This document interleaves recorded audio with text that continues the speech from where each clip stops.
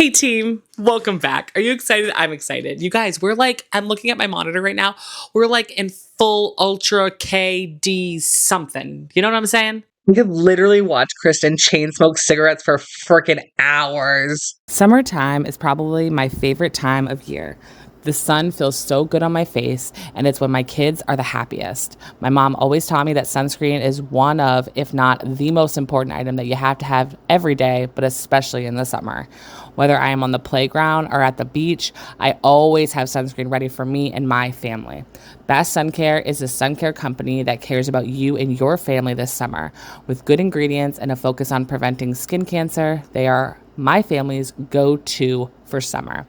10% of sales proceeds and tens of thousands of units of sunscreen per year are donated to their nonprofit partners. So every purchase you make is paying it forward. Use code mentallygrowing247, that's MENTALLYGROWING247 at checkout, or click the link in my bio to get 10% off of your next order. Bask, the sunscreen your body will love wearing. Welcome back to my channel. If you are new here, my name is Sam. I'm a pop culture commentary channel, and I talk lately a lot about Vanderpump Rules. So if you're a Bravo Vanderpump Rules lover, welcome to the crew here. We're doing the last leg of the season 4 recap. If you've been here and seen the other videos, it has been season 4 has been a nightmare to make, okay? I've had video issues, I've had uploading issues, I've had sound issues. It's been a shit show, okay? But we're back, we're here, we're gonna do our best. We're doing our best, okay? So how my recaps work if you are new here is that I do not recap them like scene by scene, episode by episode, because there's just too much nuance, too much craziness going on. But what I do is I basically grab the biggest plots and the biggest things that are happening on the show and all the main characters, and I kind of just talk about their main plots and discuss how I feel about them. And that's kind of how I do everything. If you want to watch the full show, I highly recommend it. I watch TV shows and still listen to recaps all the time because people's commentary on it is freaking hilarious. And I think my commentary on it's pretty damn good if I do say so myself. So I'm just saying, like, you might want to consider just like, liking, following, subscribing, doing all the things. I'm just saying, maybe leave a comment about how awesome I am, about how awesome you are. I don't know. It's just like, makes the algorithm go around. Now, I don't have an AC or a fan going right now, so I'm sweating. So if I move my hair around a lot, it's because I'm sweating. And if eventually I get up and I have to put my hair in a clip, so be it at this point, because it's hot in my house right now. But I'm doing it for you guys, for the sound quality, even though I do have these nice little clips now, okay? And these nice little sound clips. So you guys, background's a little different. The shelves, whatever. If you're new here, my house is always being renovated. It is what it is, okay? We're always working on something. These are the shelves that we're working on. Look at all the books I have. I have to read all of those eventually. That has to happen. I just bought a Kindle and I'm getting it on Sunday, and I'm going to upload all the freaking books that I have, and I'm actually going to read them. It's gonna happen. I can feel it in my bones, kind of. I'm reading a book right now about the Kennedys and I'm obsessed with it. Anyway, ADHD. So here we go. How this works. Okay, you guys, what we're going to do is we're going to talk a little bit about some of the little subplots and the little things going on. And then we're going to get to the meat and potatoes a little bit. And then I usually always try to whatever big major trip they go on, I try to specifically talk about that big major trip. And the big major trip that they go on this season, as part of it, is they end up all going to Hawaii for Jax and Tom Sandoval's birthdays, which is like an ongoing thing. Like they celebrate their birthdays together for multiple seasons. It's really cool. And it's really fun. They go to Hawaii, which is interesting because I feel like every other time they do anything, they always go to friggin' Mexico. So for them to stay in Hawaii, and a lot happens in Hawaii, a lot of interesting things. Jax is a literal idiot. Okay. So let's start off with some of the smaller plots. Now, last time we were with our friends, we were with our besties, okay? The boys were in, where were they? They were in Vegas, okay? And Ariana was not excited about it because obviously it's only been a year since her dad passed away, or 2 years since her dad passed away. And she really wanted to have Tom with her. And Tom was just like, yeah, baby, I love you so much. I'll do anything for you. I'll always be there for you. I'll never leave you. Except for when I want to go to Vegas and I want to play with Monster Man dump trucks. Then I'm going to leave you. And it's like, okay, loser. Also, you guys, Traders, Tom Sandoval is going to be in the Traders. And guess what we're doing? reviewing the traitors this season. Woo! I'm so excited. So in between season 4 and season 5 recaps, we are going to be doing the traitors, just so you guys are aware and know what's going on. Okay. Let's start off with the small plot of Scheana and Shay. Okay, let's get that out of the way. That rhymed. So Scheana and Shay, this is the season where we start seeing cracks in their relationship. And then season 5 is when we see the ultimate demise of it. Spoiler alert, but also it's been like a decade. Spoiler alert, they're not married. Obviously, is it that much of a spoiler? Like if you follow them, you clearly know that because like Brock and Simmer Moon, obviously. So here's the thing. We start seeing cracks in the relationship. And we talked about that previously about how the gang was like, hey, we had to try to get together. And, you know, Scheana was like, pills. Oh my God, all you wanted was pills. And they kind of have that conversation with the group and whatever. Then it kind of like, Scheana kind of does her own thing. And Shay kind of does his own thing. And then randomly they kind of spend time together. And when they do, it's like Scheana being like, it's totally fine. You can like so have cocktails. It's not a big deal. Like, can I have like one of the prime cocktails? And it's like, you can just drink a little, like not a lot. Like maybe have like 1 or 2 drinks instead of like 10 drinks. And it's like, Scheana, your husband is a alcoholic and a drug addict and shouldn't be drinking or doing anything. Okay. And it's so interesting to me because she will make him do pee in a cup drug test or whatever to make sure he's not on any drugs. But like with the alcohol thing, like she can't seem to figure it out. She can't seem to figure out like, is he gonna drink 1 or 2 and be fine?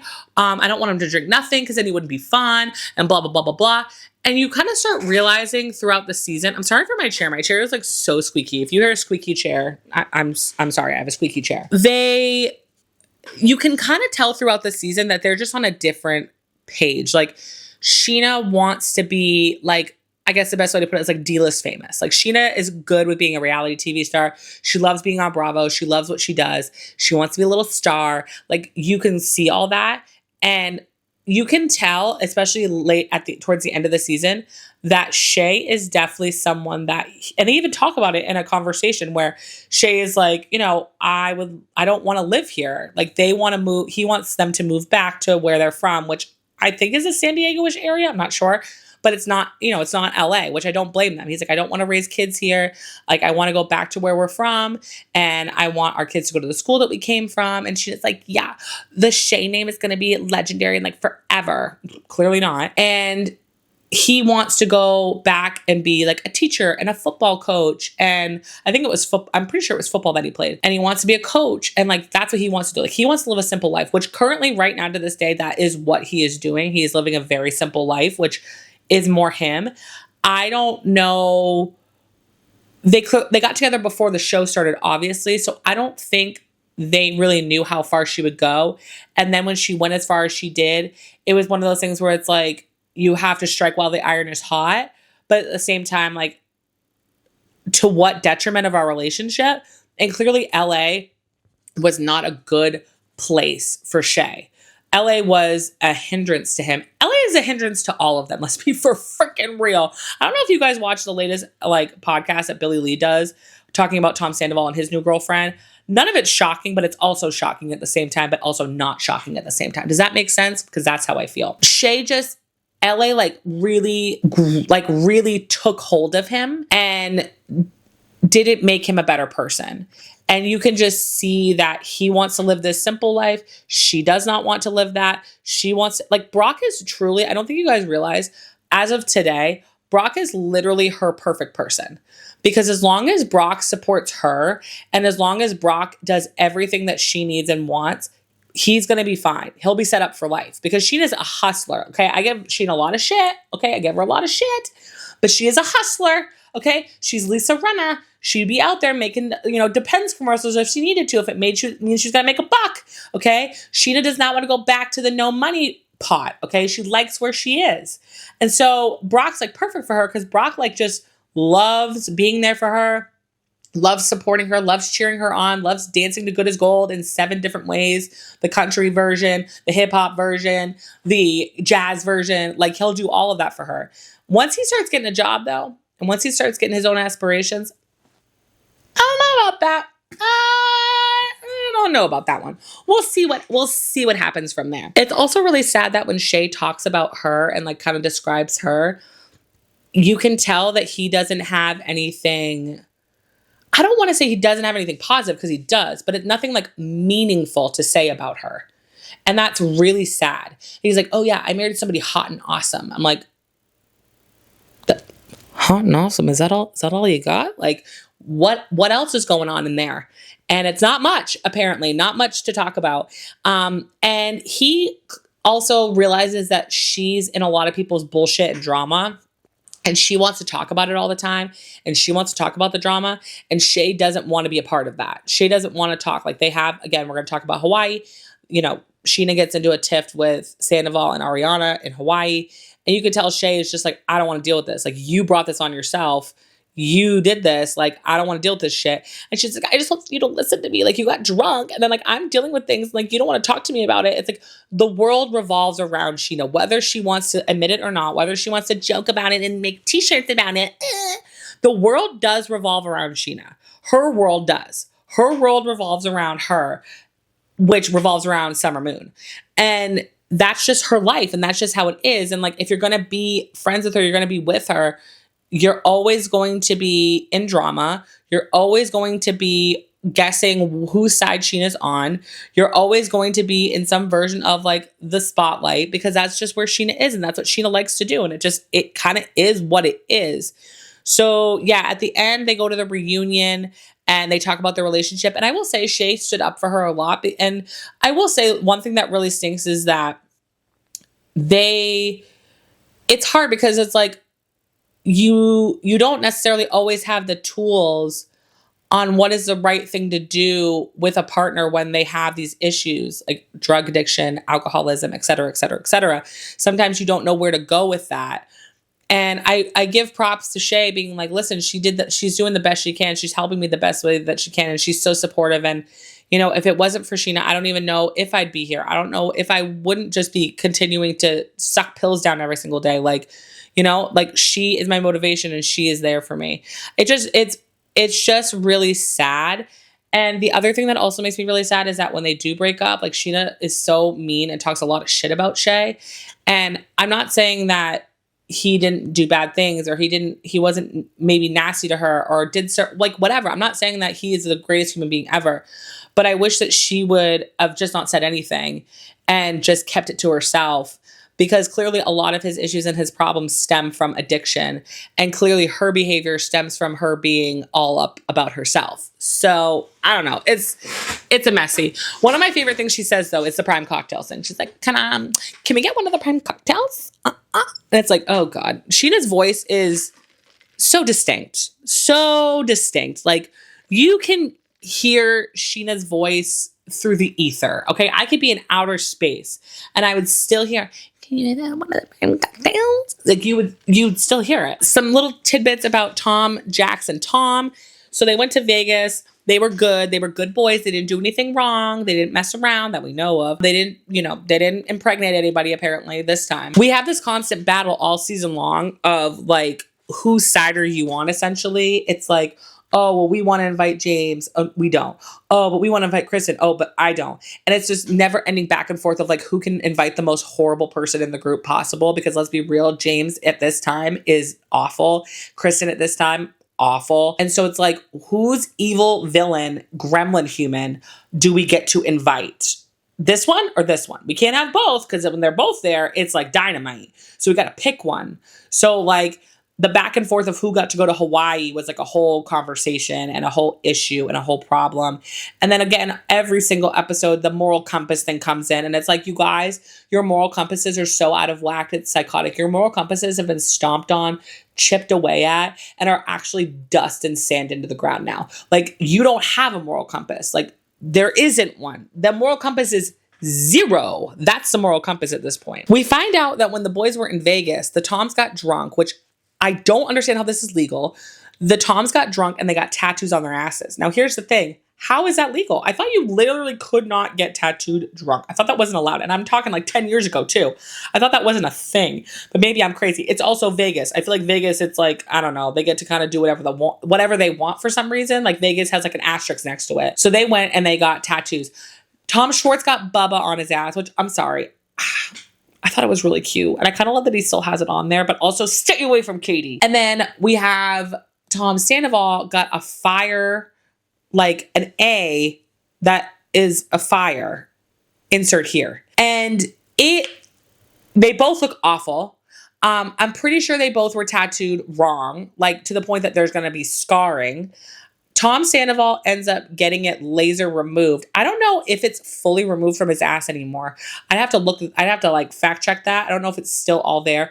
Bubba is still there though. Bubba is still on the butt. And I think Lisa Vanderpump has a tattoo on his ass too, if I'm not mistaken. That's still there too.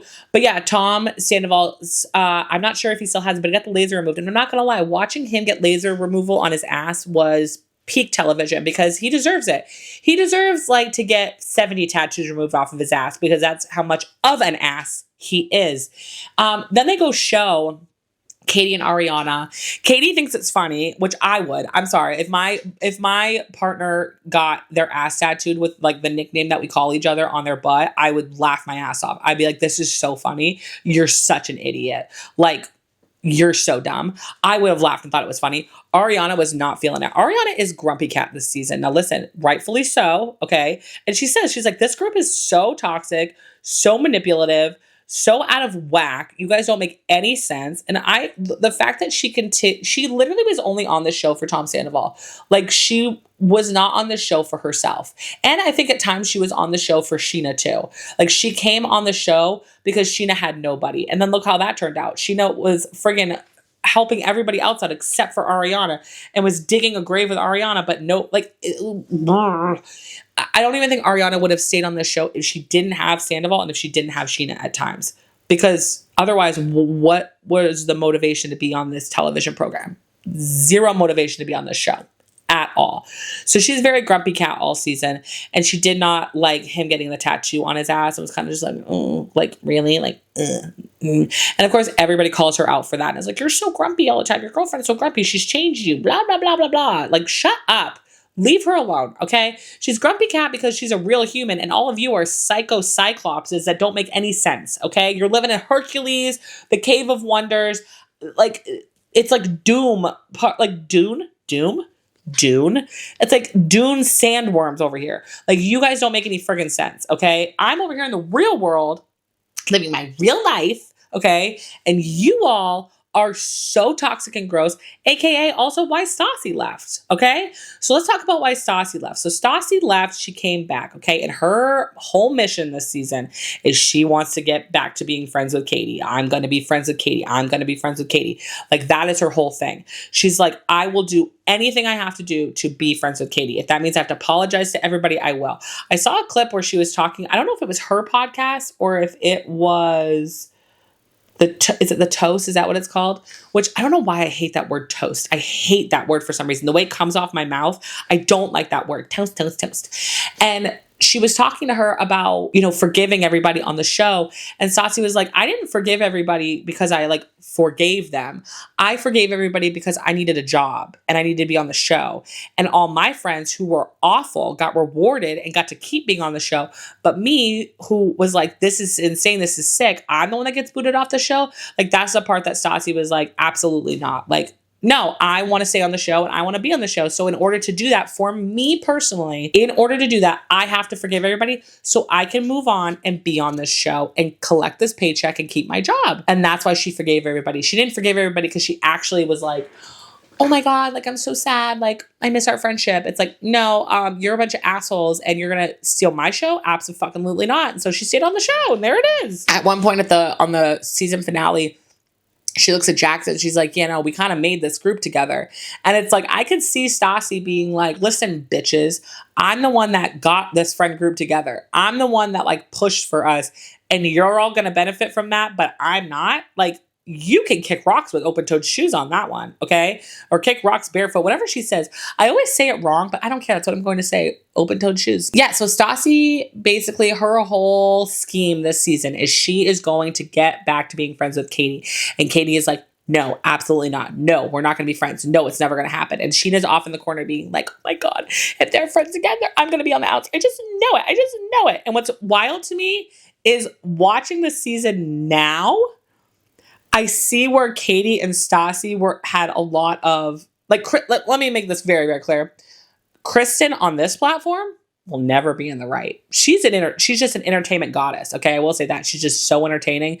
And I would watch Kristen do, like I say on the intro of my video, I could watch Kristen chain smoke cigarettes for hours. I could, because she's so freaking hilarious to me, but she's never right. Stassi and Katie though, they really pinned Scheana down, and they were kind of right. Scheana is a pain in the ass. And Scheana was a liar. And Scheana was always bringing them down and always talking shit and always this and always that. And, they kind of had her number, and they kind of knew it. You guys, when you give a greeting card to somebody, are you always wondering, like, as a mother, I'm always giving cards for birthdays and special occasions, and I'm just like, if I give them this card, are they going to keep it? Are they going to be like, oh, okay, yay, happy birthday, and throw it away? And I'm just like, that is such an unbelievable waste. There are times where I won't even give a card because I just am like, it's a waste of my time. But then for Pride Month, I was looking for organizations or companies that I wanted to work with this month, but also beyond this month for like an entire year and beyond. And I found this company called Small Victories, and they literally have these greeting cards. And first of all, the designs on them are absolutely beautiful. I highly recommend you guys going and seeing what they have. But the crazy part is that this card, you can plant. You can plant this card and it turns into something. It comes with directions and everything. And then you just take this card, like this one specifically, this cute little unicorn one. This turns into parsley, chive, and basil. What? And there's instructions to do it. And if you don't have these instructions, you can go online and follow the instructions on their website. And they're just very committed to minimizing their environmental footprint and hoping to help other people do that as well. And they work on this from the bottom to the top. Like, it's not just their cards, their packaging, everything that they do, they try really, really hard to be eco-friendly. So right now you can use my code mentallygrowing247 and get 10% off of your purchase on their website. I'm really excited. They also have pronoun pins if you guys like those as well. And I will say the magnets on those are outstanding, like so strong. And you can check that out as well. So again, use code mentallygrowing247 to get 10% off of your order with Small Victories. I will let you guys know and be very transparent with you that I do make a small commission off of any purchase. So I appreciate that. And I thank you so much if you do purchase. And again, please don't just support these businesses and these organizations 1 month out of the year. We need to support them all year round for a lifetime in order to keep that community unbelievably safe. 10% of all profits from Small Victories goes to LGBTQIA and ecological organizations. So go check out Small Victories. Thanks, guys.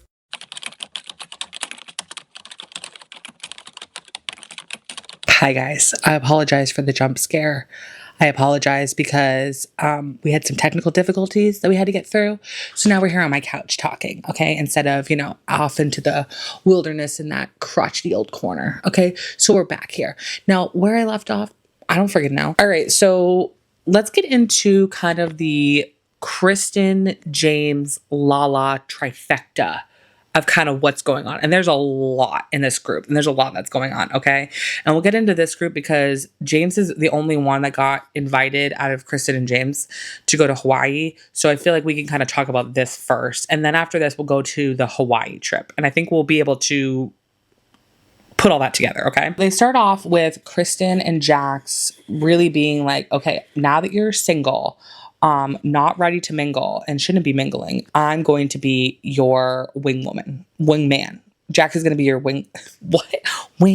Okay. And they're going to go to bars together and they're going to find like her match. The weird thing is, and I've said this over and over and over again, is that Jax loves when Kristen's single. He hates every single person that Kristen's ever dated. Like, except for I think that one rich guy. But I think that's because he was rich. Like, it wasn't anything to do with his personality. It was just like, oh, we get free stuff and cool stuff. Kind of like how like we loved Randall because Randall would like take us places and do things with us with Lala. You know what I'm saying? Like that kind of vibe. But I also think that Jax is in love with Kristen, but that's another story. And Kristen goes on all season about how like she's been to therapy. I've been to therapy for 9 months. I'm basically a new person. And what's so funny is that moving forward to like now the Valley, that's the same thing. It's like I've been to therapy for years and years and years. And it's like, Kristen, you need to find a new therapist. Maybe have multiple therapists because girl, it ain't working. You're still messy, boots down the house, messy. Okay. And she continues to just try to convince everybody. She says also a lot this season, like, I'm a catch. Like anybody would be lucky to have me. Like I'm the best. And Kristen is really wants to make amends with everybody and really wants to find a way to move forward and thinks that like talking to Ariana would be a good thing, which PS doesn't turn out great in this season. But also looking back now, you realize that actually Ariana and Kristen should have teamed up against Tom because Tom is evil, pure evil, this source of all evilness in the world. And so that's kind of where we're at with that. And Kristen tries to talk to Ariana, and Ariana basically is like, you literally tried to ruin my life. You told me you wanted me to get hit by a bus, a car, planes, trains, and automobiles. And all of a sudden I'm supposed to forgive you with that and think that you're brand new and you've changed, because you sure as fuck have not. And like, Ariana's not wrong. She hasn't changed. But it is kind of funny that they're like besties. Like Kristen and Ariana get along really, really great. And Kristen loves loving on Ariana. And honestly, I think that out of all the people in this cast, Ariana is really the only one that the big dogs are afraid of. Kristen has always kind of had like a fear for Ariana. Stassi has always kind of had a fear for Ariana. And I really think it's because Ariana is truly just being herself. There's no camera. There's no TV. There's no, I'm going to be a different person here that I am here. It's like, no, I'm going to be the same exact person when I'm not on camera. Like when you meet me here and then you meet me with a camera, you're not going to tell who's different. I'm the same person. I'm not putting anything on. I'm not 1 minute going to be like, oh, I'm going to talk to you and talk about everything and be fake. And then the next minute I'm going to be in the corner like, oh. She doesn't do that. And I think Kristen and Stassi and all of them were very off put by that, because they're just like, wait, you're not going to like play the game? And she's like, no, I'm not going to play the game. Like she said it in this season. She was like, this is not my reality. Therefore, I'm not going to portray it on camera as my reality. And you know what? Again, looking back now, I completely understand that. Kristen isn't allowed to basically go to Hawaii. They've kind of determined that if she goes to Hawaii, all hell will break loose. And let's be real.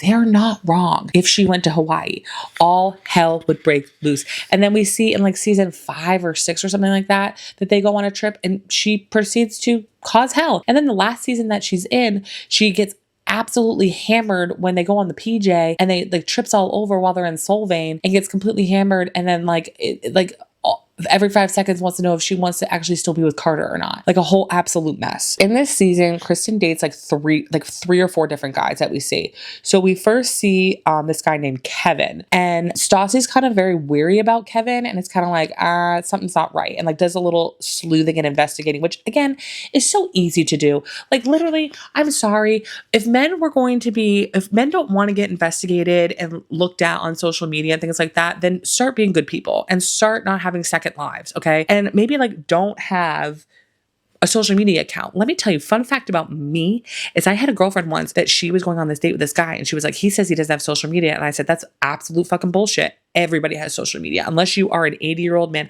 My fucking grandfather, 80-something years old, and has social media. All men have social media. I'm sorry. That's a 30-something years old. And at the time we were 20-something years old. No, that's a lie. And she was like, he says he doesn't. I'm like, that's bullshit. I will find it. Sure enough, I did a little sleuthing, little Googling, found some last names, found some things. Sure enough, found out who he was through his grandfather's obituary, found family members, went to the family members, found friends of friends, families of families, did a little search. And sure enough, he did have a social media account. Liar. Now, was he active on it? No. But for him to sit there and be like, oh, I don't have social media, that's bullshit. You do have social media. You're lying. And I can find you right here. And I did. So don't mess with women with a keyboard, okay? We will find you. We will find you. So Stassi finds out that this guy might have an actual girlfriend that he literally lives with. And Kristen's like, no, we've kind of talked about it. They're like breaking up and it's like this weird relationship and blah, blah, blah. And she's like, girl, cut the shit. Like, stop. Literally to the point that they are at a dinner at this restaurant that gets shown like multiple times this season.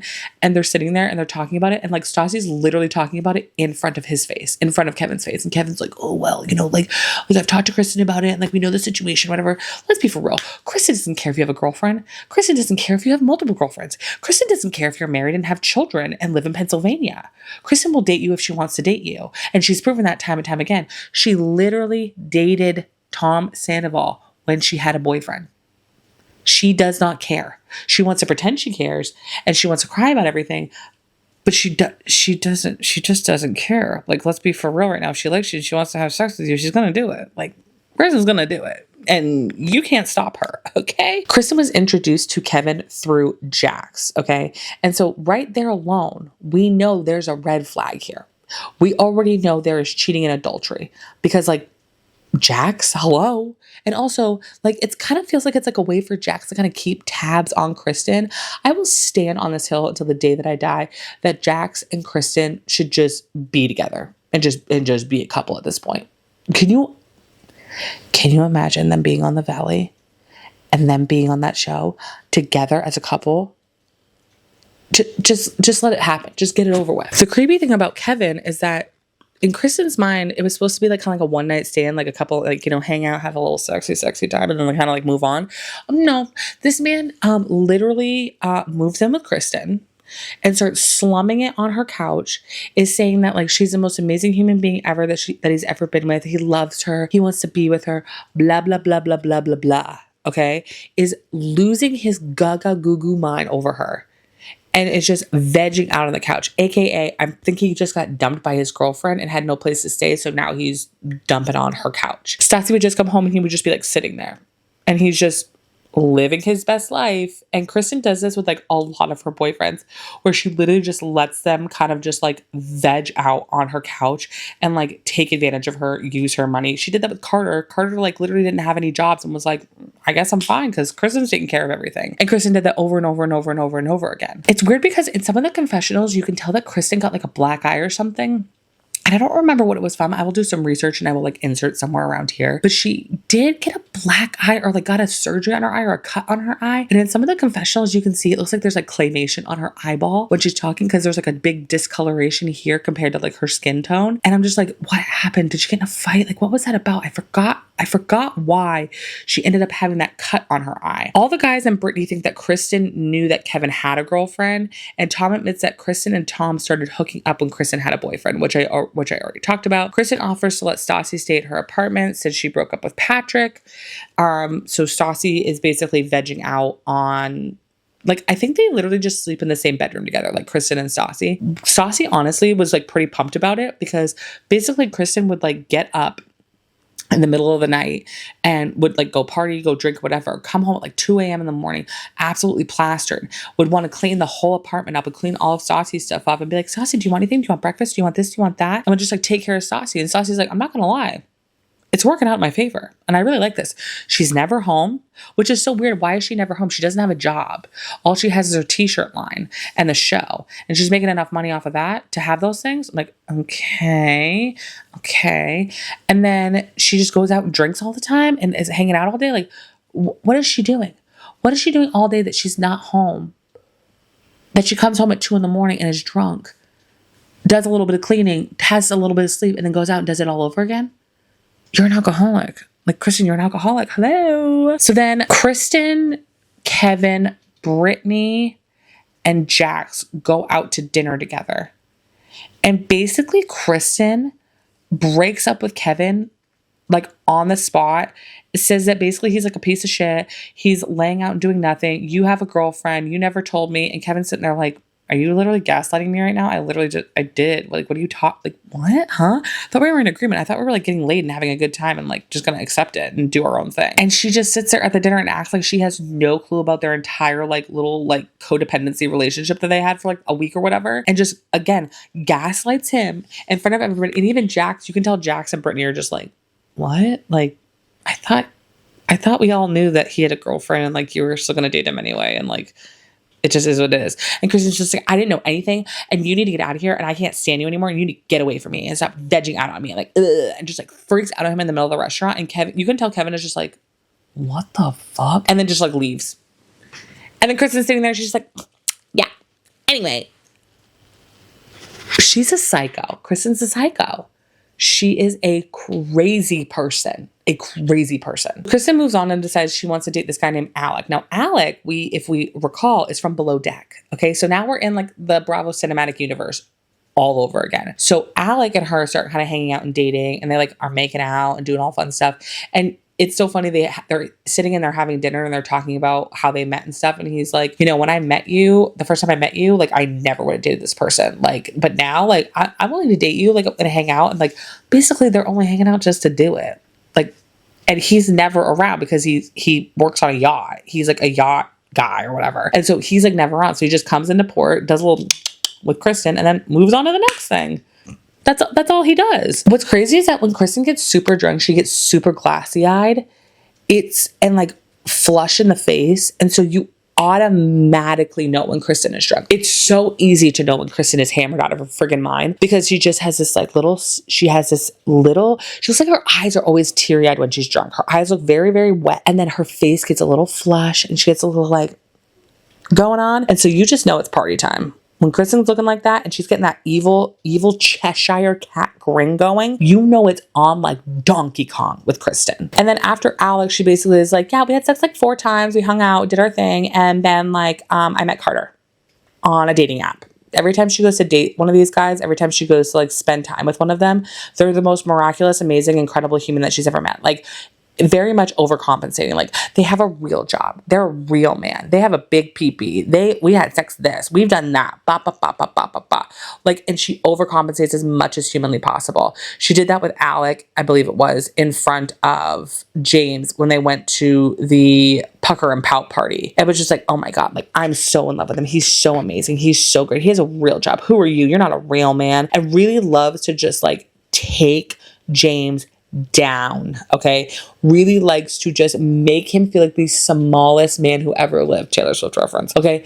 And wants to talk about how everything that the current guy she's sleeping with is 10 times better than James, and wants to tell that to everybody around, and will vigorously like make out with the guy in front of people, and will just be like, isn't he so great? Isn't he so wonderful? He has a job. He has a yacht. He has a Rolex. That was Alex. He has a Rolex, you know? He has like 4 Rolexes. He's so amazing. It's like, Kristen, we get it.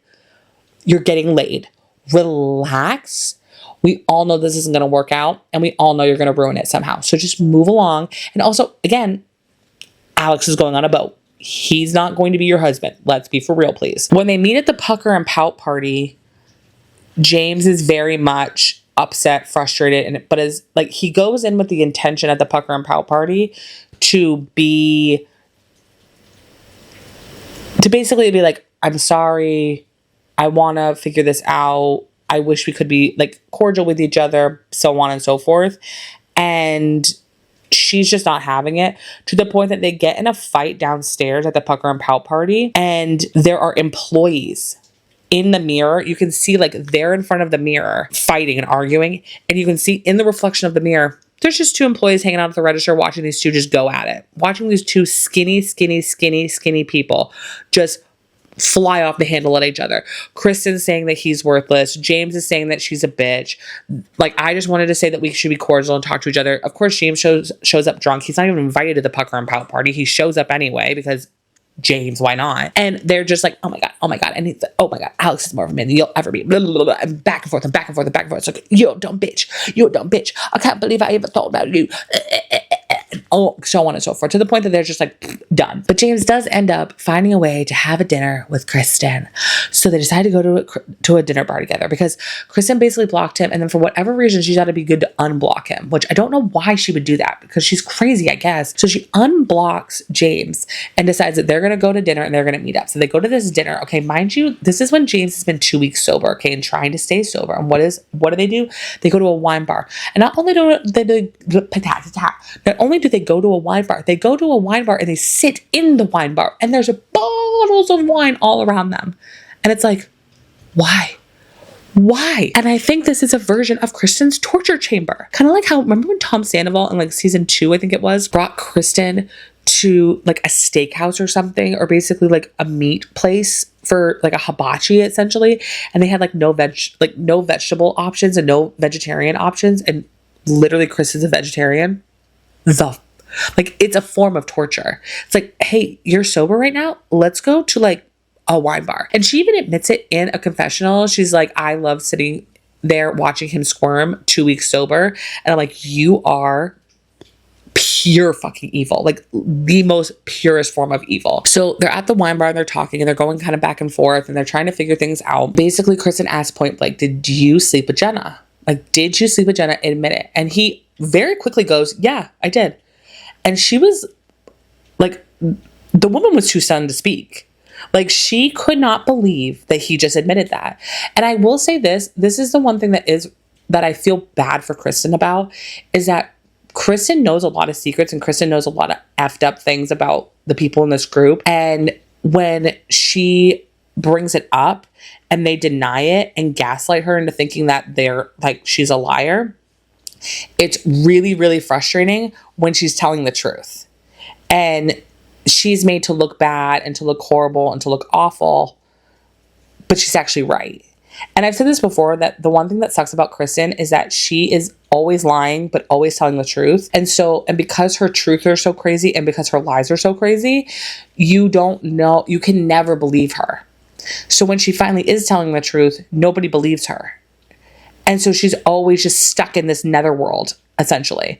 And if she would just tell the truth all the time, she wouldn't have these issues. But she can't do that, okay? Kristen is incapable of just strictly telling the truth 24/7, 365. It's physically impossible for her to do, okay? So she finds this out about Jenna and him. And it's like, I cannot believe you just admitted that. It freaks out, starts sobbing, okay? And then starts like walking around the wine room, like walking around. And James is following her, says, don't touch me, don't touch me. And she's like, come on, babe. Like, I'm so sorry. Like, I thought you knew, like, blah, blah, blah. And she's like, you gaslight me. Like, what the fuck? And so then they go out into the parking, like the sidewalk area or whatever. And so they're in the sidewalk and they're talking or whatever. And James is just like, babe, like, you know how I feel about you. Like, I miss you. Like, we had something real good. And the funny thing about James is like, and as someone who does this myself, I also do this too. As you guys can tell, like, I'm not like someone that stares at the camera like this the whole time I'm talking. I kind of stare off in the distance and like look all around. And James kind of does the same thing where like when he's talking to Kristen, instead of being like, babe, I love you, I really feel great about you, he does this. He's like, babe, I love you. I really feel like, we had something, you know what I'm saying? And it's like, why can't you look into her eyes and say something? Whereas Kristen will look dead into your friggin' soul when she's talking to you. She will look into you. And of course, Kristen's like, I'm a catch. Like, anybody would be so lucky to have me. It's the funniest thing ever. And then they kind of like do this big hug thing, a little kissy. And then they proceed to hang, like, he drives her home. And Stassi, being Stassi, is like, he did not just drive you home. There is no freaking way that this man just drove your ass home. I do not believe you. And sure enough, that's not what happened. Kristen lies. And Kristen's like, yeah, no, we just like hung out and like we kissed and like that was it. And so Lala and James are hanging out and Lala was like, so what happened? And James is like, no, nothing. And Lala's like, bullshit, nothing happened. What? You guys, you just dropped her off and you just made out? I don't think so. And come to find out, yeah, they literally boned outside on James's Beamer.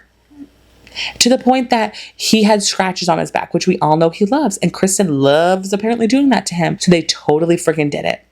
This is all while she's technically seeing Carter and dating Carter.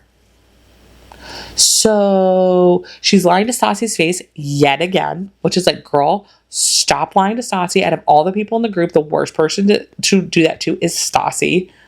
And so then Lala gets pissed off and it's like, why am I jealous? Like, I don't understand why I'm jealous. And I think Lala's jealous not because she actually wants to be with James, but because as a woman, let's be truthful right now. Let's be honest to each other, okay? As a woman, okay, I think most of us, even those of us that weren't like not, supermodels in high school and the popular girl, okay, I still feel like every girl has that one guy friend or that one guy in their life that they can always flirt with, always, be a little silly with, be a little touchy-feely with, but they don't technically want to date them. And I had those in high school. I had some kids some guys that I talked about at school and hung out with at school and was friends with at school. And we always flirted and we always joked around and stuff. But if they ever were like, will you be my girlfriend? I'd be like, no, I'm not going to be your girlfriend. You know what I'm saying? Like, we always had that. And I feel like that's James and Lala. Lala's like, I don't want to be your girlfriend, but like, I need you to always be around. I need you to like boost my ego up and tell me how hot and sexy I am all the time. I need the chaos. Okay. That's what she always needed. It's like, she's always going to date that NFL football player, which we'll talk about, but she's never going to date James. She's never going to be James's girlfriend. But she likes to have him kind of on a little leash of like, oh, I don't have anybody to hang out with and make out with right now. So like, James, will you make out with me? And it's like, yeah, bye, I'll make out with you. Because he thinks Lala's the sexiest thing on the planet. So then they end up making out. And I think that's why Lala's jealous. I will say the one thing that I'm actually proud about Lala in this situation was with Kristen and James is that I will say she did call him out and was like, you understand, James, that you're drinking, you're losing your job, you losing the CD deal, all that stuff is all having to do with Kristen. And now you want to go back to dating Kristen and hanging out with Kristen and having sex with Kristen, but she's the one that truly is like ruining your life. That doesn't make any sense. And I do appreciate her calling him out on that because it is true. But the problem is that at this time, Lala and James are pretty much in the same realm of chaos and destruction in their lives. So it's really hard to take advice from Lala, even though she is speaking the truth. It's kind of hard to take advice from her because she also is spiraling out of control, getting drunk all the time, making really poor decisions. James and Lala. Okay, so that's pretty much Kristen storyline all season, honestly, is just like dating every guy, making up lies, telling stories, causing chaos. Like that's pretty much Kristen's storyline all season.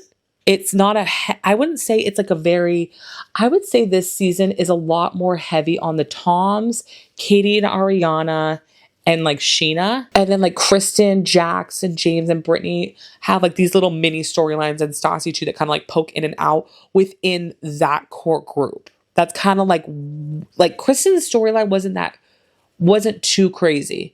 She has little tidbits with everybody else that we'll talk about, but that's kind of like Kristen's story, is dating dudes, hooking up with James, and being a bitch. That's kind of like the whole there's nothing like masterminding happening on Kristen's end this season. She kind of like lays pretty low in like the major drama department. So with James's storyline, James and Lala have decided they're going to be makeout buddies. James is super upset that everybody's going to be going to Hawaii, but he's not going to. But we find out later that he does go to Hawaii, which we're going to talk about Hawaii after this. This is the first time we get to see James try to be sober and not drink and try to prove to everybody that he can be good and make good choices. That doesn't end up working out. He fails multiple times and continues to fail from season after season after season. Like this is, I want to say the longest he was ever sober was with Rachel, and it was for 2 years, I think. And then right now, currently to this day, I think he has been sober just over a year. And I hope that honestly with Allie, he's sober the rest of his life because he can't drink alcohol. Like he is a demon straight from the pits of hell. Jax wants James to essentially give him respect, but also like give him space to bone Lala while he's also dating Britney. Like this is the thing, is like James and Jax are the same person, just different eras of Jax. Like they're just like a different shift of a Pokemon, essentially. Like it's just like Pikachu, Raichu. Like, which one are you? You know what I'm saying? James is just like slowly morphing into Jax. I mean, thank God he kind of really isn't anymore. He's pretty much like figured it out for the most part, I think, with Allie. But at the time, like he basically is behaving the same way that Jax used to behave and kind of still behaved. And I think that's why Jax hates him so much, is because he is so much like him.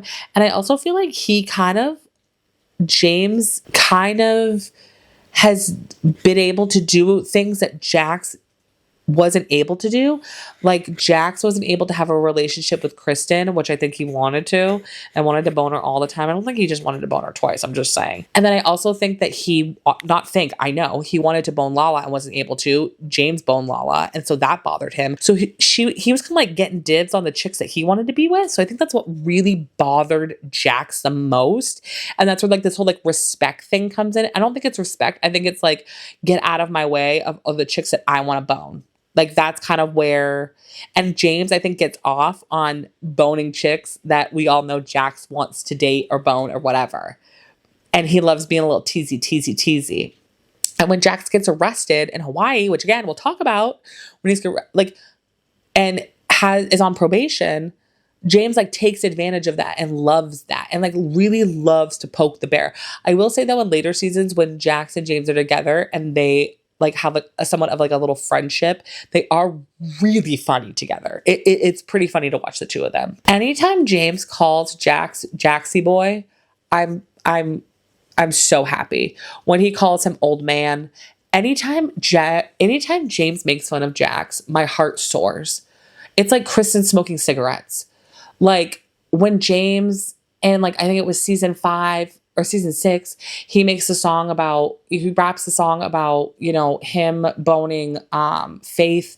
That's that shit is comedy. James is truly comedy gold.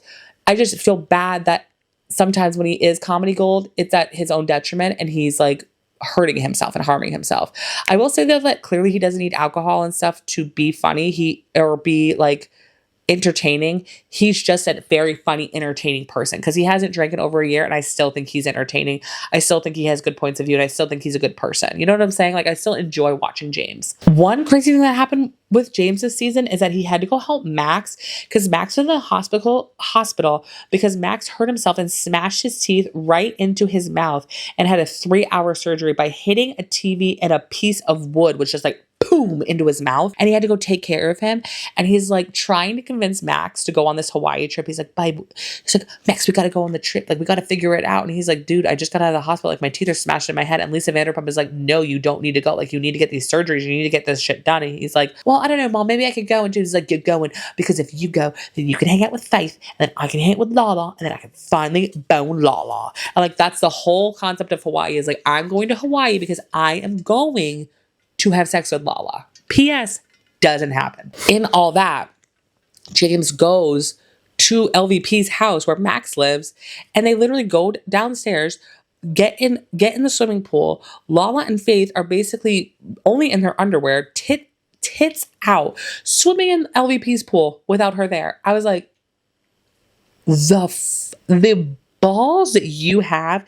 I'm not gonna lie though, I think LVP kind of loves that Lala is a little bit like, I don't care who's the boss, I don't care what the rules are.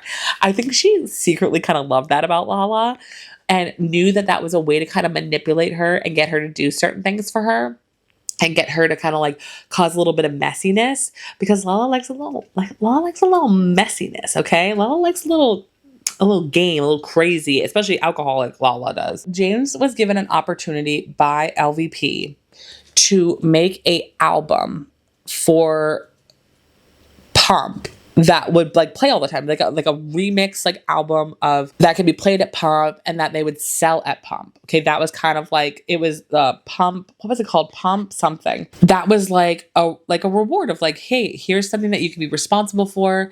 LVP is gonna like fund the whole thing, and we'll get it out there. We'll get you to make money. It'll also get you out there. You'll have like a record, like a piece, and be able to like put out there or whatever. But they were like, LVP was like, listen, you can do that, but the only way that you can do that is you have to be good, sober, like good. You got to be a good girl, James. You got to be a good girl. So of course that can't happen. Essentially, James gets into an argument with Kristen at Pump while he's DJing, and Richardson had to come in and kind of break it up. And also Richardson, I will say this until Kingdom Come, Katie should have dumped Schwartz's ass for Richardson because 1, he's hot. 2, he seems really, really nice. 3, he speaks French, okay? He speaks friggin' French. So they get into this screaming match argument. And James essentially says that Richardson is not talented, that Richardson is beneath him, and that I'm motherfucking James Kennedy.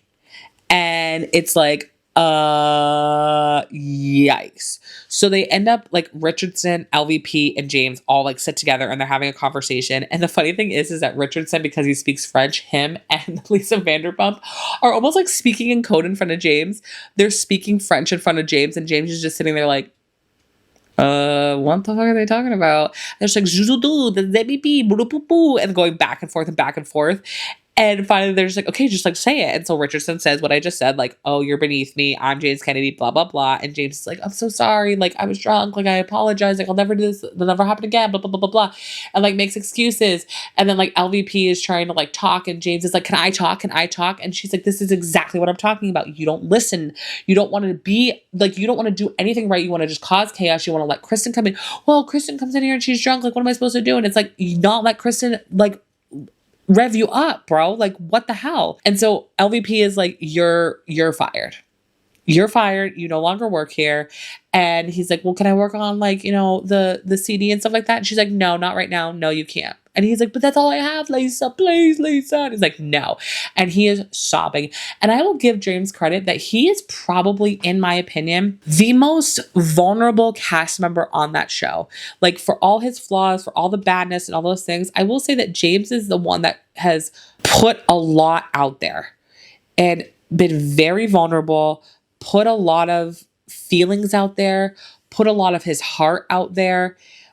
Honestly, more than I think all of them, especially when it comes to his family, when it comes to his alcoholism, when it comes to his rage, when it comes to his relationships with his girlfriends, especially when it comes to him and his mother and his brothers and their whole relationship. I thought that was so vulnerable of him to show that about how much he pays for his family and takes care of them, how much he supports them, his sobriety with his mother and that relationship and how that affects his sobriety, and then his mom getting sober too, his relationship with his dad, him wanting to be sober so bad but also having so many demons inside of him and so much pain inside of him.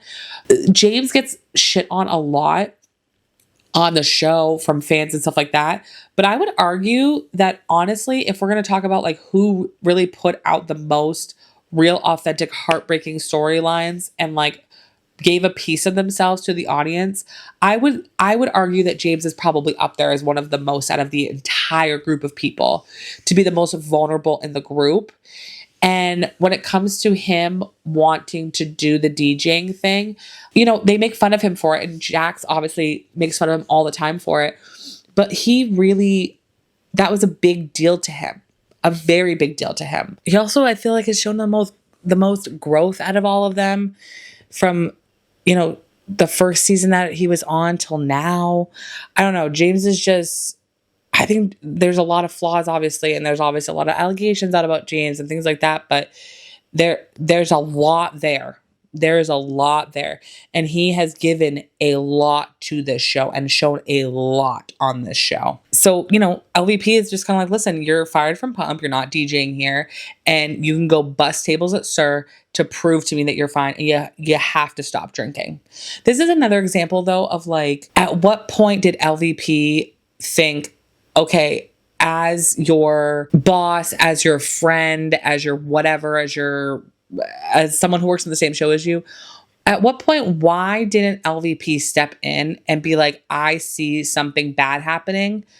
I need to intervene and I need to make sure this person's okay because I have the money to do so. Not because, you know, this is the thing is like, because LVP has money, she does exactly what Sandoval does. It's like, she uses that against people and is like, she did with Stassi, obviously. She was like, oh, you know, here's $900 and like, I did everything for you and you owe me something. Like, no, at what point are you just a good person that has a shit ton of money and is like, you know what? I noticed one of my employees is legitimately a pure alcoholic and is struggling and I need to help him and I need to find a way to get him into maybe rehab, or I need to get him a therapist, or I need to get him a, like, whatever. It needs to be a meeting, something.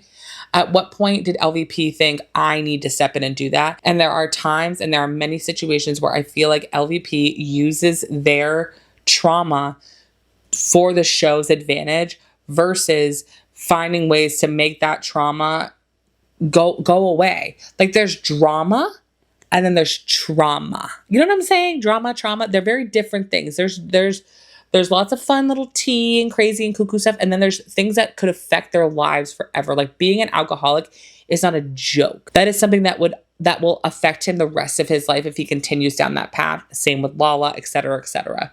Like, these are things that should have been nipped in the bud. Like, Lala was sober with no help, and I genuinely don't know how she was able to do it. I don't know how she was able to do it, especially around fucking Randall. Let's be for real. All right, so let's add Lala in the mix, and then we're going to take a timeout from individual storylines, and we're going to go to the Hawaii trip, okay? So Lala and Jax are constantly flirting all the time, but nothing, according to them, and this is like of recent time, like I think Lala spoke about this in her podcast recently, that they never did anything. They never hooked up ever, but they flirted all the time. and James and Lala were flirting all the time too. And so that was like this never ending battle of like who is going to bone Lala essentially. Apparently it's James. So Kristen, Lala, Scheana, and Jax all go out and get drinks because Jax and Lala can't be alone. And Jax and Lala get really, really, really, really drunk. And Lala is extremely handsy with Jax. And they talk about, and they like whisper stuff to each other. At one point, Jax like leans over and whispers and is basically like, I want to bone you in front of these people right here, right now. And Lala's like, don't. But again, nothing ever happens. Mind you, this is all happening while Kentucky Muffin over here is driving 36 hours to come see Jax. So that's fun. Lala gets invited to Waikiki for the birthday trip. And so again, James is like super excited, but Lala is basically like, I'm never going to have sex with James. What don't you guys understand? Like, we tried one time, he couldn't get it up, and like, sorry, but James cannot fit in a magnum condom, and I only have magnums. And I'm just like, Lala, like, shut the fuck up. Like, let's be for real right now. Like, I'm sorry. Like, I don't care how big your pee-pee is. If you suck at sex, you just suck at sex. Like, there's dudes that have big ones and don't know what the hell to do with them. And there's guys that have smaller ones that will rock your world. Okay. So like the size part is kind of a bunch of BS if you don't even know how to go down on a girl. Let's be for real, please. Lala states that they're, again, that they're never going to sleep together, that they just want to make out. And she says that she just likes the attention that she gets from him, but she's also very transparent about it. Like, I will give her props for that. She's very much, as much as I'm like, stop teasing this guy, at least on camera, I don't know behind the scenes, but at least on camera, she's very much been like, we are not a couple. You cannot be jealous of who I date, and I cannot be jealous of who you date. And we are not going to talk about it though with each other either. Like, we're just going to live our lives. If we make out, great. If we hook up, cool, whatever. But at the end of the day, that's not going to stop me from hooking up with people. And that's not going to stop you, but we're not going to be disrespectful to each other. And again, James completely fudges that up constantly. And we find out that Lala is been on and off dating a football player, and his name is Haynes. Like, I've Googled who this guy was, and his name is Hayes Pollard, and he played for USC, which completely makes sense why she was hanging out with him, because of LA, and that he apparently played for the Chargers, and then he played for the Browns, and current day, he is an defensive assistant coordinator for the Jets, and it's the co-founder of the Celebrity Poker Tour. So very interesting. And from what I can tell, I could be wrong, he's single, and Lala's single. So I don't know, maybe we meet back up again. But apparently this is the football player that she talked about multiple times, like for a couple seasons. It was this guy named Hayes. So I'm like, Lala, is this guy single still? Like, go figure this out, because it looks like on his social medias that he is. I'm just saying. All right, let's get to the Hawaii trip, because I feel like this is kind of going to wrap up a couple storylines, so we don't have to like repeat ourselves here. So Tom and Jax always do a birthday trip. They've done, or like a birthday get together. They always kind of do like a duo birthday thing. They do it for a couple different seasons. They have a couple different parties together and things like that. So that's very like that's a Vanderpump Rules like thing that happens all the time. So they get to the airport, and Britney's going to come on this trip. So, and Britney's heard rumors about, Lala wanting to hook up with Jax, but kind of is only hearing that side of the story, isn't really hearing the other side of the story of basically that Jax wants to hook up with Lala. Like, it's being made out to be like Lala's a whore, and she's not. Jax is. And Jax has also lied multiple times to Lala about his relationship with Britney, and is lying to everybody of like, oh no, we're going to take it slow, it's going to be fine. It's like, no, you guys are going to move in together, get married, and have babies. Like, let's be for real right now. You guys are too much. And Jax eventually like is an asshole to Britney because of that. So they're at the airport, and Katie is standing there, and Jax walks up to Katie and grabs Katie's ass, and Katie's like, what the fuck? And he thought it was Britney. And it was the funny. They're all just dying laughing, because they're just like, are you kidding me? And he's like, I'm sorry. I thought you were Britney. Because they both have that long brown hair at the time, which I thought was really funny. Couple questions. How the hell are they paying for this trip? How are they paying for any of these trips? Because I heard through the grapevine, at least on the house. Okay, so on the Housewives end, what I have heard and been told essentially is that if you want to do a trip on Housewives, if you want to be like the trip starter, goer, doer, okay, you're the one forking over the money. So like, for example, when like Heather Dubrow, like she forked over the money for the trip, like Bravo doesn't fork the money over. But I have a hard time believing that. Like, even when Katie and Schwartz get married, like, I really like to know now that, it's been years now. I really like to know, like, can someone like ask Katie on her podcast with Dana, like, who paid for your wedding? Was it you, or was it half you, half Bravo? Like, I just have a hard time believing that, like, Bravo's not forking over any money for any of these trips, for any of these weddings, for any of this shit. You know what I'm saying? And I'm not talking about like paying for it with just the paycheck. I'm talking like straight up paying for this shit. Okay. So I want to know how they're paying for all these trips. Cause I'm sorry, all of these waiters and waitresses can afford their rent, can afford their bills, and still go to Hawaii, still go to Mexico every year. For like 4 days, I'm calling BS on that. So James obviously wants to so bad bone Lala, but it's not going to happen. And they apparently did have sex when they went to Watch What Happens Live and got really, really drunk and say like F every 5 seconds. Like when that happened on Watch What Happens Live, apparently that's when they did it. They were super, super drunk. They got in trouble a lot. Andy was very upset with them because they came on and they kept saying the F word, and it was a live taping. So they couldn't like edit a lot of stuff out. So that they really got in a lot of trouble for that. And that's apparently when they did have sex. And I think correct me if I'm wrong, I think they only had sex twice and that's it.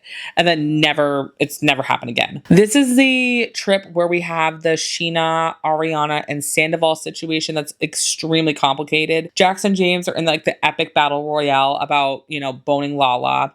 Jax, of course, mentions that Kristen isn't there and that James is when they're sitting down at dinner, and James is like, really? And Jax is like, I'm sorry, but like some people here that we want, like, why am I giving Jax an accent? Jax is like, some people we wanted here, and like, some people are, here that I didn't want here, and it's my birthday trip, and like my friend's not here, and like they have a big issue with that.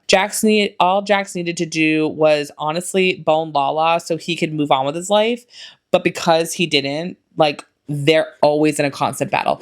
Like James literally should have just let Lala and Jax bone so that way they could be friends. And if he just did that, I genuinely think all Jax needed was like itch that scratch and then move on. Like Jax needs a wife, a partner that is totally fine with him boning other people. Like I'm reading a book about John F. Kennedy and Jackie Kennedy and like the entire Kennedy family, like from kids, all like nephews, nieces, grandparents, whatever. And Jackie Kennedy and a lot of the Kennedy wives, they were fully aware that their husbands were cheating on them and were fully just kind of like accepting, I guess, of it. Cause I guess they didn't really have any, and at the time they probably didn't have a lot of options, but like fully like accepted it. And I'm like, that's what he needs. Jax needs a wife that is completely fine with him having sex with other women and completely fine with like finding that elsewhere. And I genuinely think that if that person did that, they would have more sex with him. Like he doesn't want to have sex with one person. He wants to have sex with multiple people. And that's what he needs. He needs a girlfriend that just doesn't care about that, or a wife that doesn't give a shit about that. But at the same time, I think that then that means that she would need to be able to do what she wanted to do too, which I don't know if Jax would be okay with that. That's the part that's kind of like, I don't know if that would work out. Scheana, and Tom and Ariana are having a hard time because Scheana feels like Ariana has been kind of different since she's been dating Tom, and Tom's kind of an arrogant asshole. And this is really the first time we really see someone like full blown call Tom out for being like a narcissist, egotistical fucking maniac. And the funny thing is that out of all the people, like looking again to where we are now to back then, it is kind of crazy that the one person that called him out was Scheana from the jump. And even the season before that, when they were in the photo shoot last season and they were in the trailer getting their hair and makeup done, Scheana had brought it up too of like, oh, well, you really think that, he didn't cheat on you? And like, come on, like, let's be real and stuff. It is kind of crazy that like Scheana really saw through his bullshit pretty early on. But then like today, like backs him up on a bunch of shit and is like, oh, I miss our friendship, blah, blah, blah. Scheana says that Ariana's attitude has changed since being with Tom and that Ariana is very, very negative.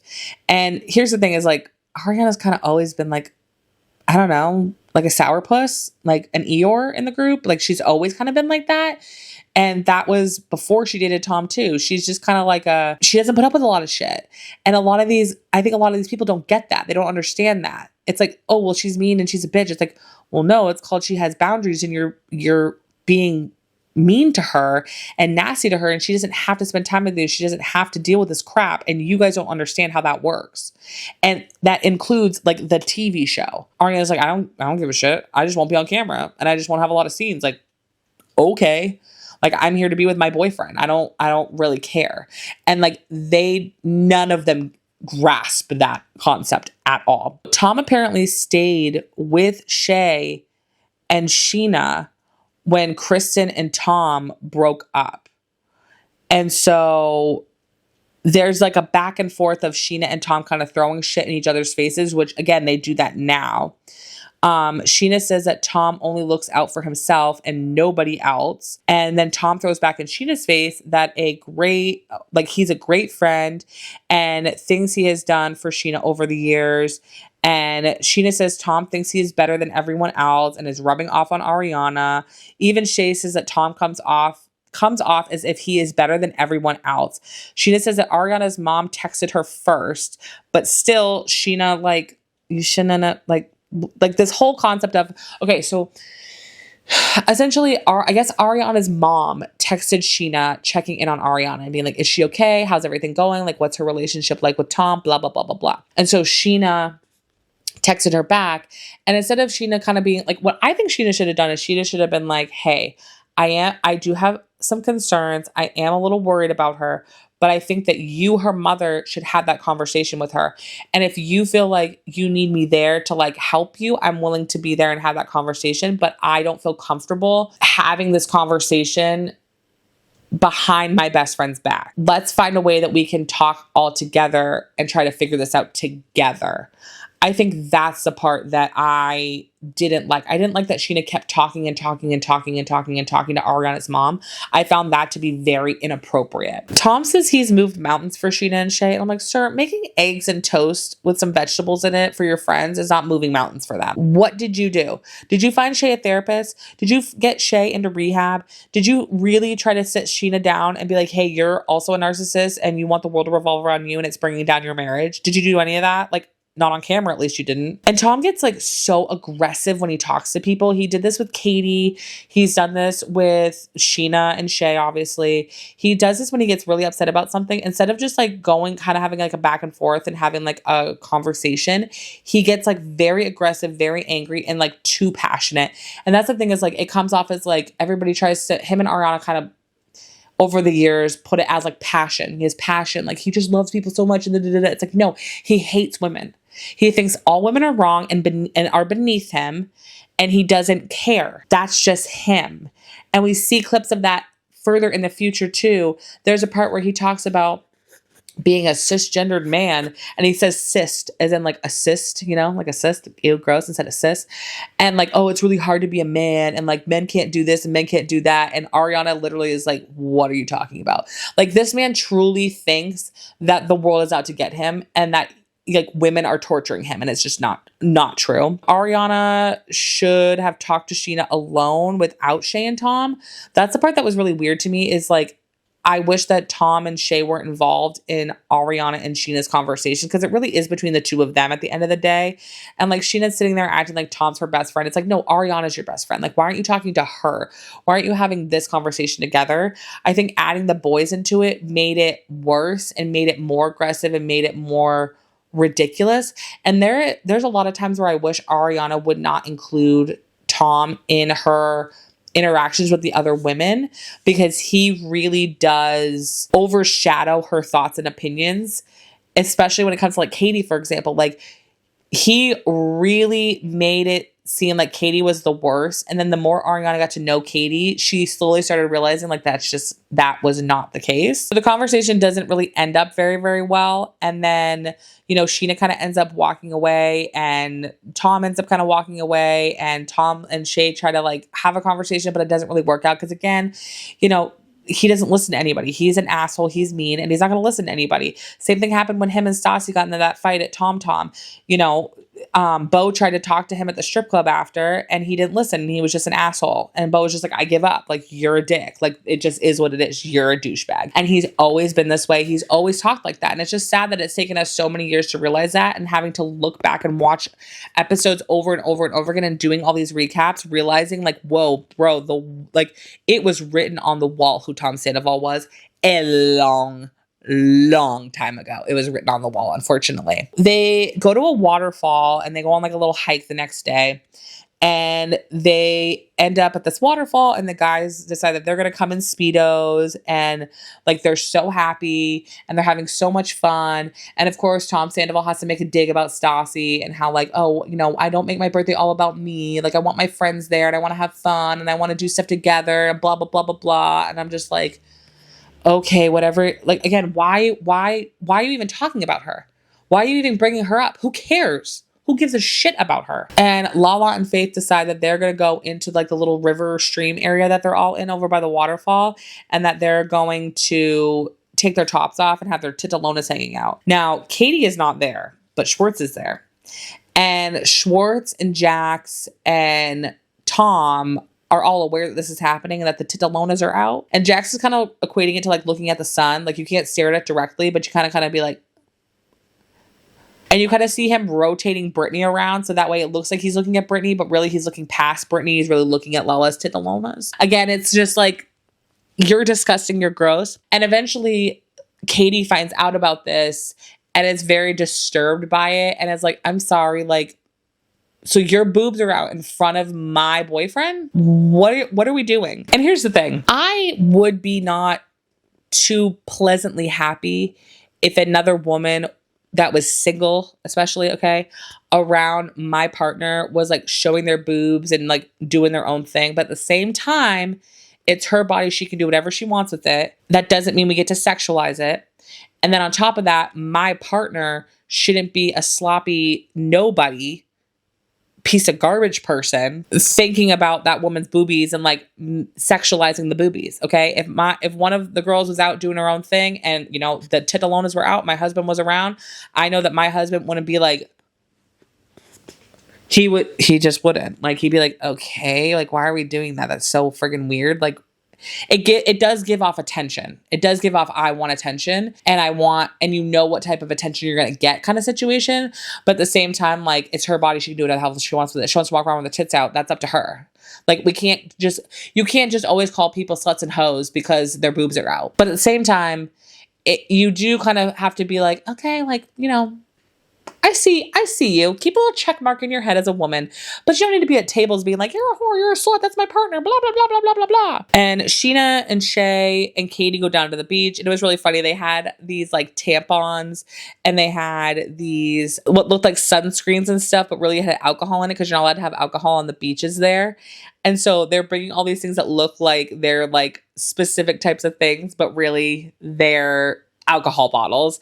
And so they're down there drinking, which is crazy considering that, you know, Shay, again, is a drug addict and an alcoholic. But yes, let's please keep letting him drink and then make him feel bad for drinking. And saying like, oh, maybe you can only just drink one shot instead of like a bunch of shots, or maybe like one beer bong. It's like, no, that's not going to work. She wants to have friends that she can reach 24/7 and have no life. And that's honestly why I think her and Ariana aren't mixing right now, is that she wants friends that want to spend time with her all the time and want to hang out with her and want to be with her all the time. And like that even gets brought up, I think, in like season 7 or 8 with Lala when they were having some issues.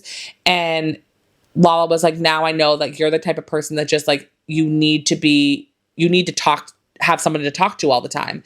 And, you know, that happened this season too with like, oh, you know, Ariana doesn't always answers my text message. And when she does, I need to make sure that like, you know, I'm right there when she answers because I don't know when the next time is I'm going to talk to her. And that happens a lot with Ariana. She's not the type of friend that's going to be up your ass all the time. Whereas Scheana is like, wants to be with her friends, wants to know where, I mean, she has all of her friends' locations. She wants to know everything about her friends. She wants to always be in the know.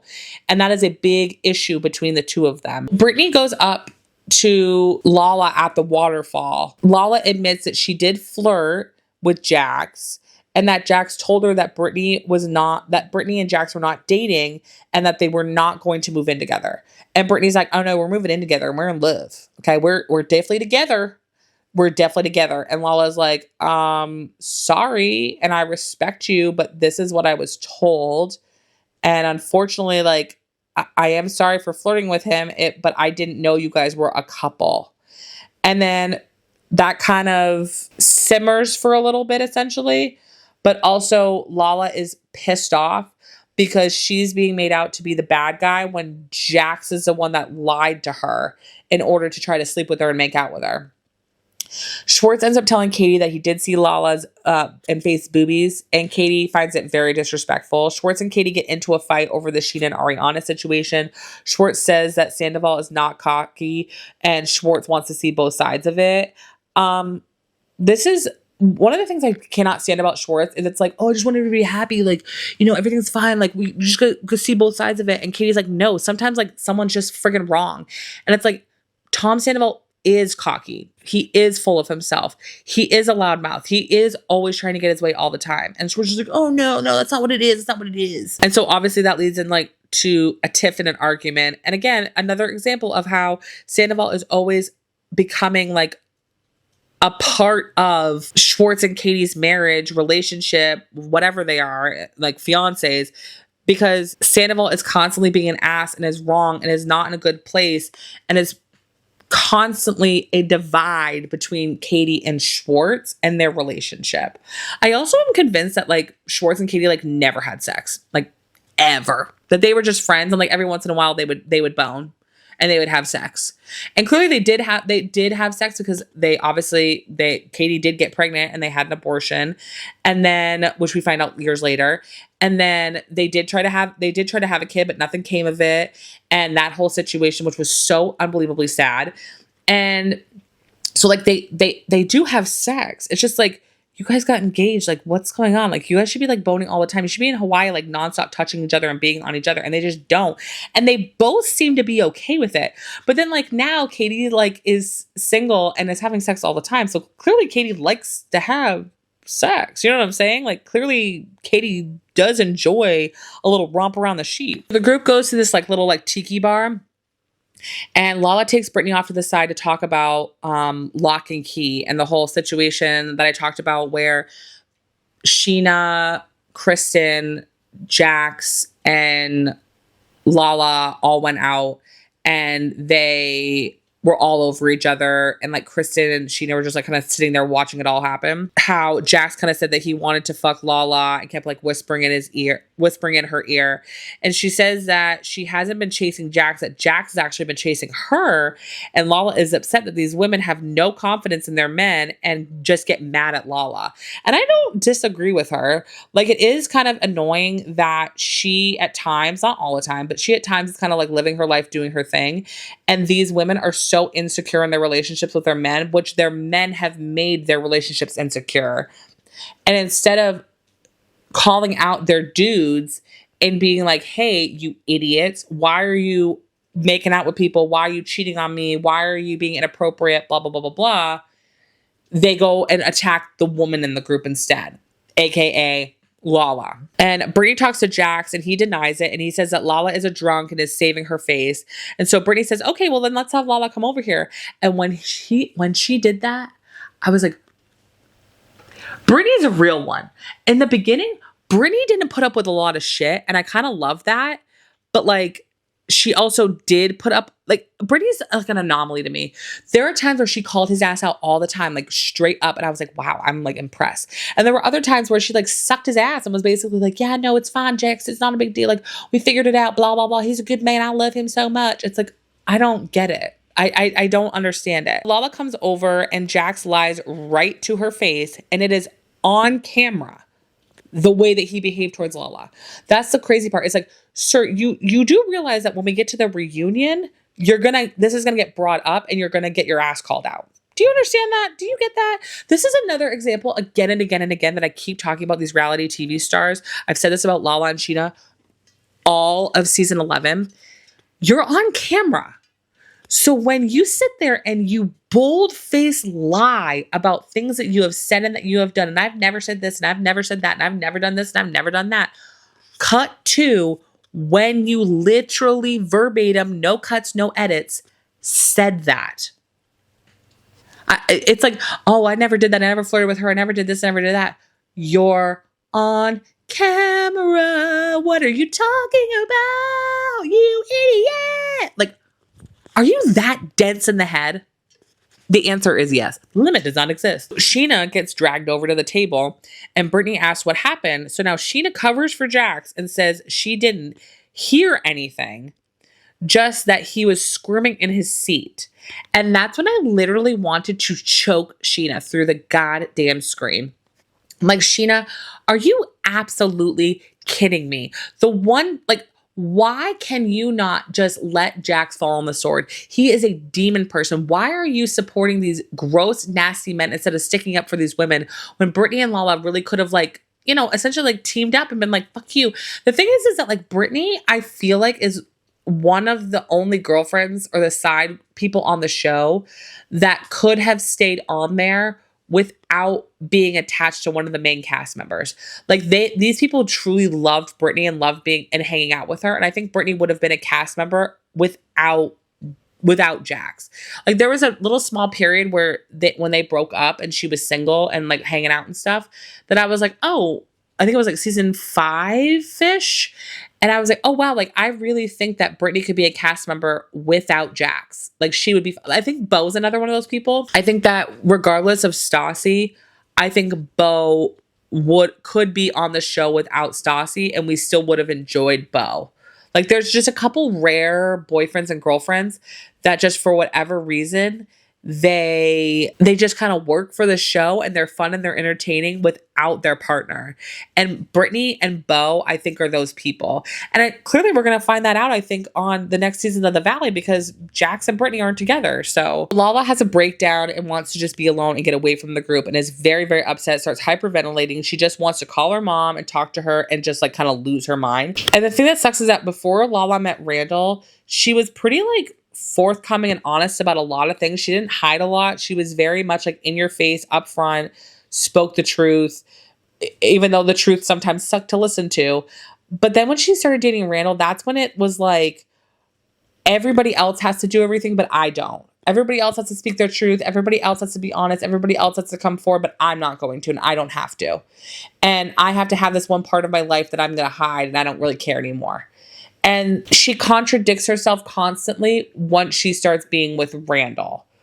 And then when she likes to erase history about her relationship with Randall when it first started in order to have a convenient storyline in the future, like I just wish she never dated Randall. And I think she does too. So they're in the bed laying there and like Lala's having a really hard time and kind of wants to be alone. And of course James is like, oh babe, I'll come lay with you. I'll come hang out with you. And of course he tries to hang out with and lay with her. And he's like hoping that she's vulnerable and will want to bone. And Lala's like, dude, I'm not here to bone you. I'm not here to have this conversation with you. I'm literally here to like be sad and upset because these women are so mean to me. And he's basically like, get out. She's like, get out of this room, get away from me. I'm just gonna sleep here, you know, with Faith, and you can all kiss my ass. Like, get out of here. And Jim's like, oh, you're just a little slut and you're a little tease. The fact that he's so hell-bent on hooking up with her that like he wants to hook up with her while she clearly is so desperately sad and really going through something says a lot about James in that moment. So everybody ends up going to the pool at the hotel after they get back from that tiki bar, and Scheana and Ariana end up sitting together talking and kind of hashing a couple things out. And Scheana kind of gives like a backhanded apology. Scheana keeps saying that she stands by everything that she says, but she is sorry. So it's like, okay, so you're not sorry. You're not sorry because you said everything that you meant to say, but you are like, it didn't make any sense. And Ariana kind of like calls that out. Scheana's apologizing honestly because Ariana and Tom's feelings are hurt, not because of what she kind of like actually said and did in revolving around like the texting Ariana's mom situation. And she kind of didn't like, I think that she kind of got like caught in all of it, and she thought she was being like this good friend. It's like, well, no, you were like essentially like gossiping about your best friend to their mother, which is kind of fucked up. Scheana and Shay get into a fight about him being drunk, and she says, I need someone to talk to about all this stuff, but I can't because you're so drunk. And it's like, you can't, like, she wants to have her cake and eat it too in this Shay situation. She wants Shay to be able to go out and drink with her and have fun, but not be drunk and an alcoholic. And I'm like, well, that doesn't work because he's a drunk alcoholic. Like, he can't drink. Therefore, you're going to have to take a beat with partying and hanging out until he can get to a space where he can go out and not feel overwhelmed by alcohol.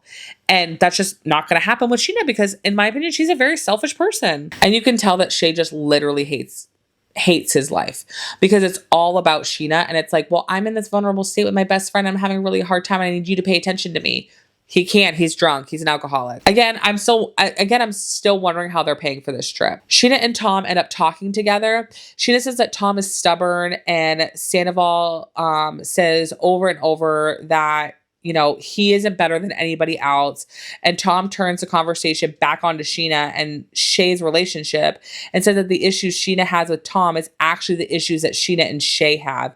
Scheana doesn't agree and says it's none of Tom's business, even though she does make Shay's alcoholism and drug addiction everybody's fucking business, including Tom Sandoval's business. Not to give Tom Sandoval points, but literally makes it Tom Sandoval's fucking issue and problem in conversations and asks Tom Sandoval for help and like a fucking intervention essentially. So it's like it kind of is his thing.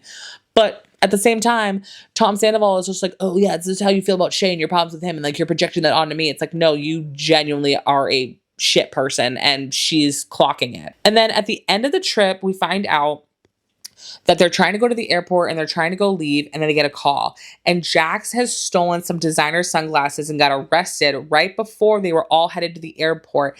And the bail is $11,000 and it is a Class C felony. So they're trying to figure out how they're going to bail him out. Tom Schwartz puts up the money to make the bail, which I'm like, how do you have $11,000? Like, huh? Like, correct me if I'm wrong, I'm pretty sure, like, was this season 4? When did Schwartz become a regular cast member? Was it last season, season 3? I'm just like, how do you have money for that ring? Okay. And then you have money to bail out your friend for $11,000. That's a lot of money. You're not modeling that much. And was Katie in support of this? Like, I have so many questions. He gets arrested and is in jail. And so they're trying to figure out the bail money. So they figure out the bail money situation. Schwartz figures it out. And then he's able to get him out. And they're basically like, meet us at the airport. We have all your stuff. Just meet at the airport and we'll go from there. And they all are like, they all kind of joke about it because it's like, yeah, like, he steals stuff all the time. Like, this isn't new, which we all know that because half of his kitchen is literally from Sir. So we know he steals stuff all the time. And it's so funny that all of a sudden LVP is like so pissed about him stealing stuff or whatever. And it's like, you went to his apartment and you saw that half the shit in there and the wine and stuff and the utensils were stolen from your business. So when she gets mad at Jax later and is like, oh, you know, how am I supposed to believe that you're going to, you know, take care of the money and that you're going to be responsible at your job and blah, blah, blah. And it's like, you already knew he wasn't responsible. You already knew he steals stuff. You know, you can't just pick and choose when you want to call him out on camera, when you're fully aware of the type of person that Jax Taylor is. Like, LVP can kiss my ass, honestly, when it comes to this show. Like, every single episode, it's something new. It's like 1 minute it's funny and it's cheeky and it's cute that Jax is the way he is. And then the next minute it's like, oh, I can't trust you. You can't do anything. Like, I'm firing you, blah, blah, blah. And it's like, I genuinely cannot forget stand it. I cannot handle it. It pisses me off. Okay. And, you know, she ends up putting him on probation for like 2 weeks because of it. And I'm just like, okay, but you didn't put him on probation for all these other shit things that he did. You thought it was funny when he did these certain things, but it's not funny when he does these certain things. And also, he stole something outside of the business. Why are you holding him accountable for something that happened outside of the business? You also hired him full well knowing that he had been arrested before and that he had warrants out for his arrest for like certain parking violations and shit like that too. So it's just like, I call BS on the whole situation where LVP like put him out of a job for 2 weeks. I don't agree with that or believe that.